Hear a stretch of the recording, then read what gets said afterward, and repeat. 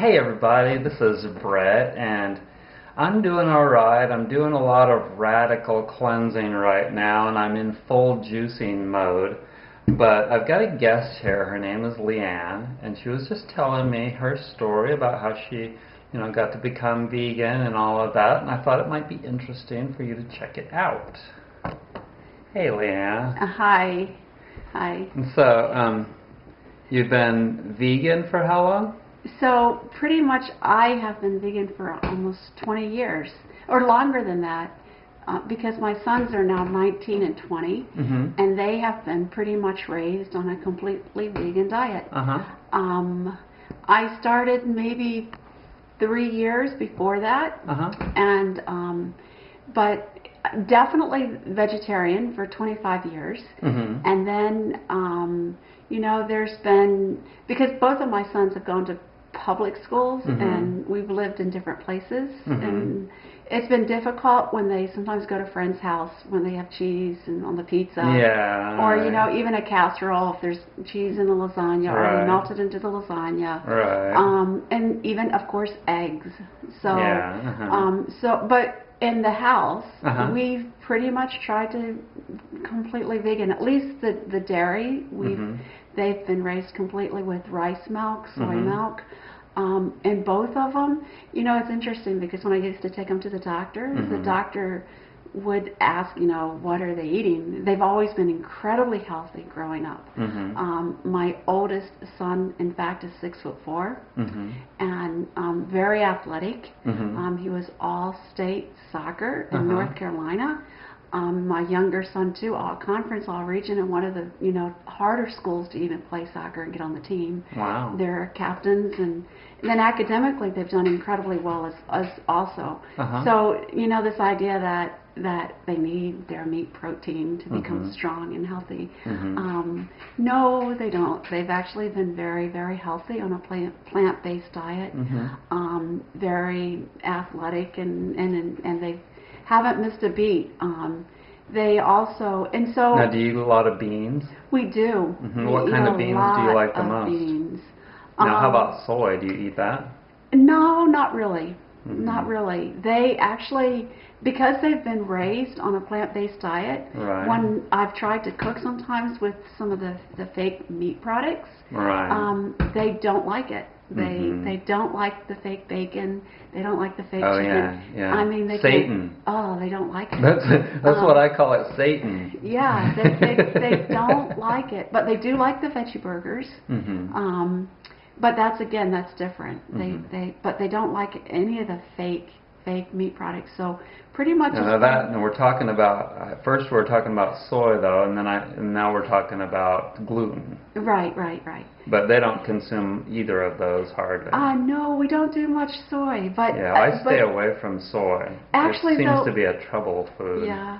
But let me take that back. There's a couple dishes that we cook, and that has some of that in it, like the lasagna. Tofu. When we make lasagna, we use the tofu in place of the ricotta, and we use the spinach, and but not a lot, just one little bar of that, and then and then we make like a tofu sandwich wrap. Where we have, it was a Thai tofu, where it's with a little teeny bit of peanut butter and ginger. It's really good. So there are a couple little wraps that we do with has tofu in it. But can you sing one of the wraps that you do? Oh.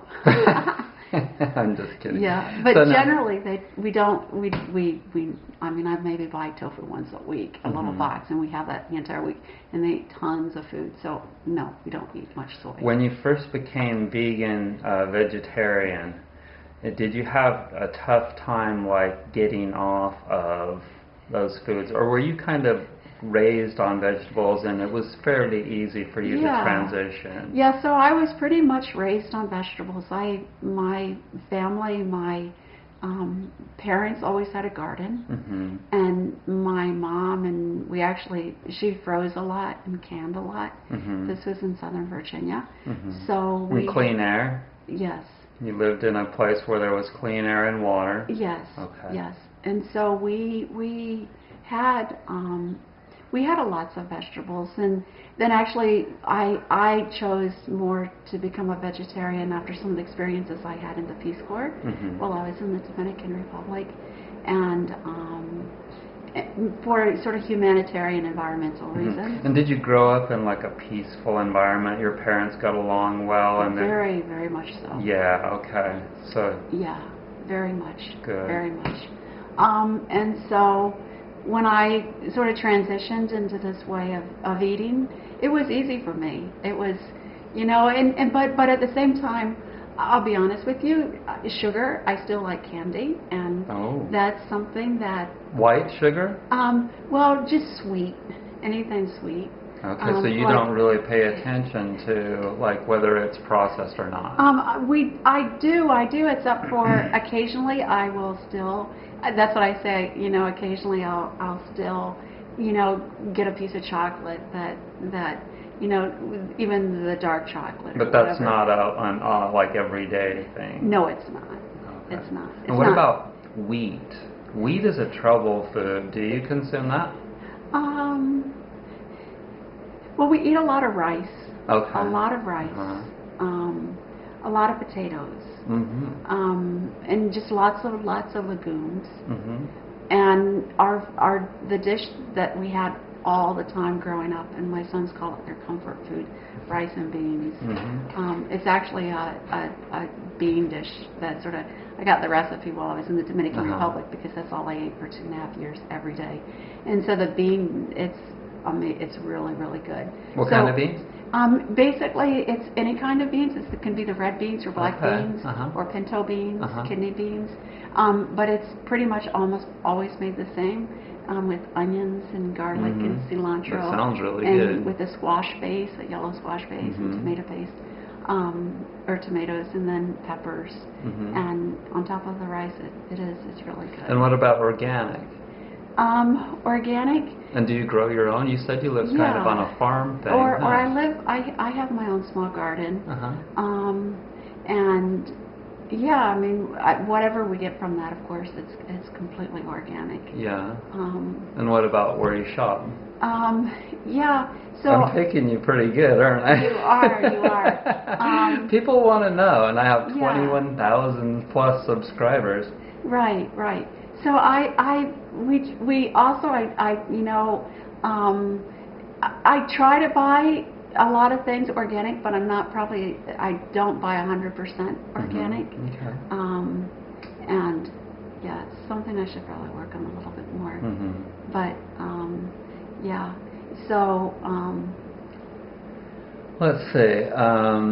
But going back to the health benefits too of this. It's just been, I mean, literally my older son went for almost 2 years without a sick day in school, and you know the ear infections that all the little from children dairy. have. From dairy, and they never had the ear infections.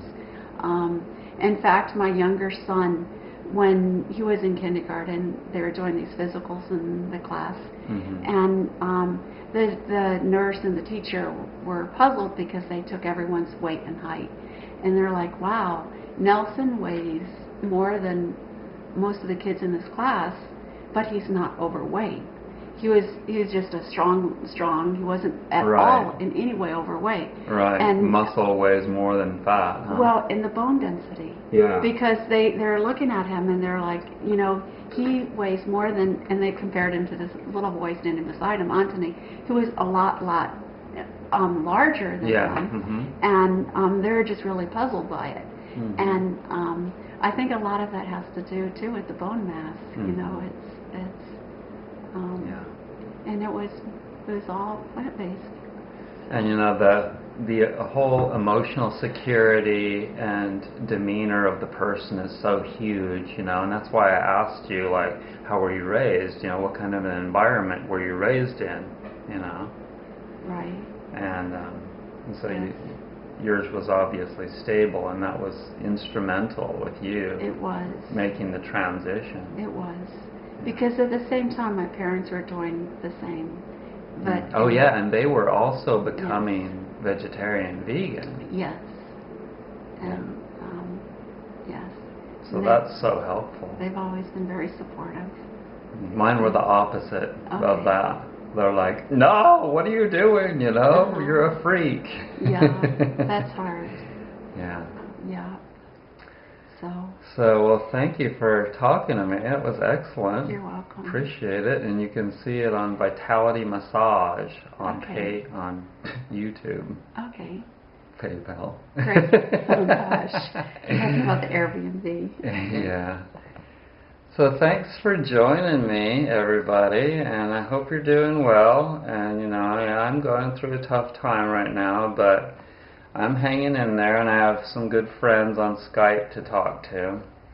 And oh, just so you know, on YouTube, I don't friend people on YouTube just because it would just be too overwhelming for me, and I have so many things to do already, and so I'm so busy. So don't stress if I don't friend you back. It's just that I just don't do that.